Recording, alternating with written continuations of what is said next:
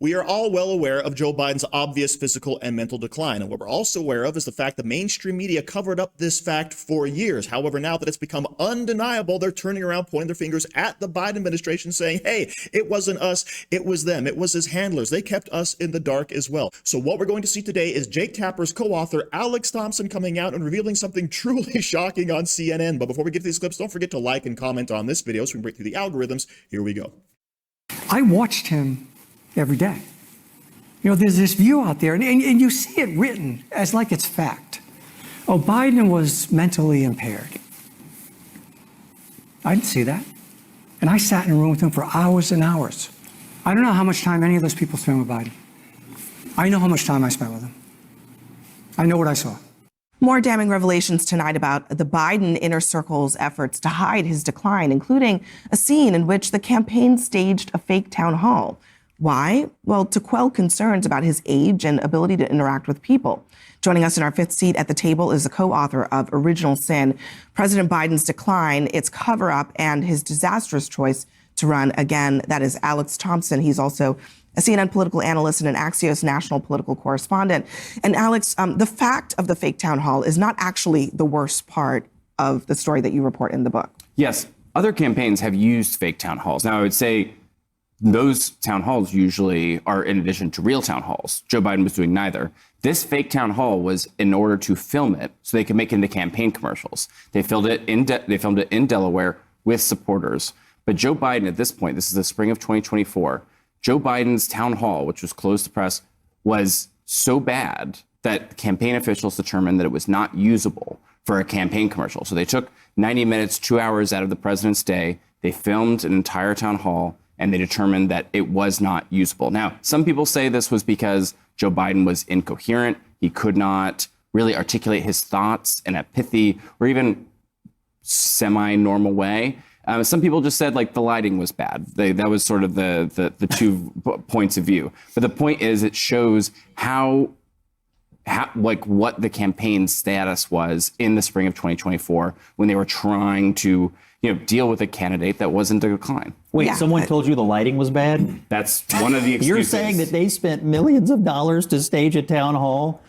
Well, we didn't get the lighting right. That was one of the excuses. I mean, Unbelievable. and this comes back to the question of how many people were aware of things like that, but said nothing. And in fact, perhaps publicly said quite the opposite, that Joe Biden was fine, that everything was great. He was perfectly capable of doing this job for another 4 years. So Absolutely. I was at the Justice Department at the time when we released the Her report, and he was the entire White House infrastructure at the time was calling the report gratuitous and said that Rob Hur should have never called him a well-meaning elderly man with a poor memory. And every Democratic pundit, many reporters were out there saying that it was inappropriate for Rob Hur to say that. And the reality is the whole reason why he put that in is because it was his whole reason not to prosecute. So it's really infuriating to hear this happening in the spring of 2024 around the time that the Her report was released. And certain aspects in Alex and Jake's reporting really talk about the time frame being fall of 2023, whenever he did his interview with Rob Hur, as well as early 2024 when the release of the report. And so it's really frustrating, I think, as a Democratic Party, hearing now that they were lying to everybody. And not only were they lying to everybody, but they were bashing their own cabinet when it came to the Her report. There were moments when there were members of his own cabinet that would have been concerned if a crisis had happened at that moment. Right. Is that impaired, or is that just him being a little out of it? Yes, I don't know. Yes. Sure, Michael. Alex, let me ask you this question. I haven't read the book, but I've seen the reporting.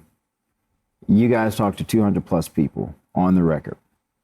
They were saying some staff members didn't have access to the president. Cabinet members for months didn't have access to the president. There was concern. You just stated if there was a national emergency, the president wasn't in the mental state to be able to potentially handle it, make tough decisions. If all of that is true, then who was making decisions for the country?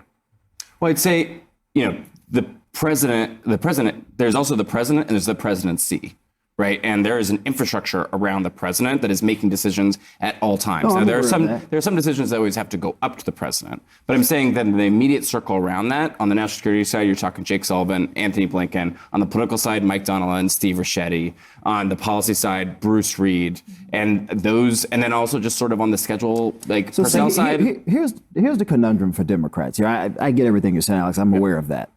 When people vote for a president, yeah, they get their staffers, advisors are going to help do the job. They get that. But they also want to fundamentally know that the person that they voted for, no matter what happens at 2 a.m. call, we always used to hear about, that this guy can take the call. And it's very clear from this book that Joe Biden couldn't take the call for an additional 4 years, and he probably should not have continued the remainder of his presidency.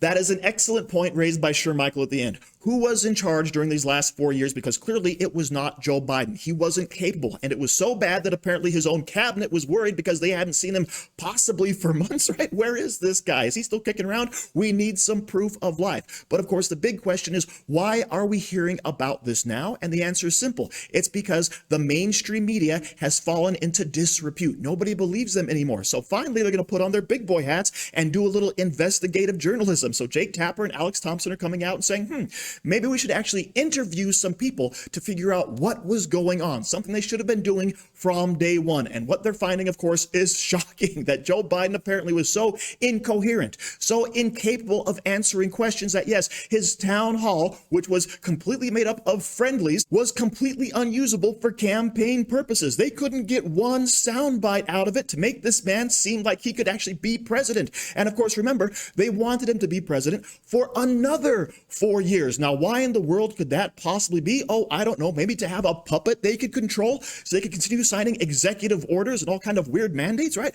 That's exactly what they wanted. But of course, Abby Phillips is going to come out and absolve the press of any responsibility, right? It was all the Biden administration. They kept us all in the dark, right? They fooled everybody, even though the evidence was out there for anyone to see. All you had to do was watch the man speak over the course of several months or years, and you will notice the actual decline happening in real time. And if you actually go back to 2020 when he was campaigning, even back then I was like, hey, this man is degraded, all right? This man is not mentally fit. But those speeches compared to the ones we saw in 2024 were like Shakespeare, right? His decline was so fast that all you had to do was look. All you had to do was pay attention. And all you had to do, journalists, was actually do your job. And it was even spelled out for you by the FBI when Hur released his report, right? He's just a doddering old man with a poor memory. But of course, at the time, I can't believe he said that, right? They're clearly lying. This is getting political, right? The FBI shouldn't be making these statements when obviously it was true. And that, of course, is the damning thing about this between the Democrat Party, between the mainstream media, between Joe Biden's handlers, is that it was happening, but everyone decided to cover it up. And that is the main sticking point as to why we should never trust any of them ever again. So thank you very much for watching. Don't forget to like, share, comment, subscribe,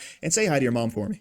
Do you like t-shirts? Of course you do. And now you can support the channel by buying an Angry Teacher t-shirt designed by me, Angry Teacher. So if you like America, if you like freedom, if you like liberty, then go ahead and click the link in the description where all designs, of course, are 100% mother approved. So enjoy yourself and find something you like today.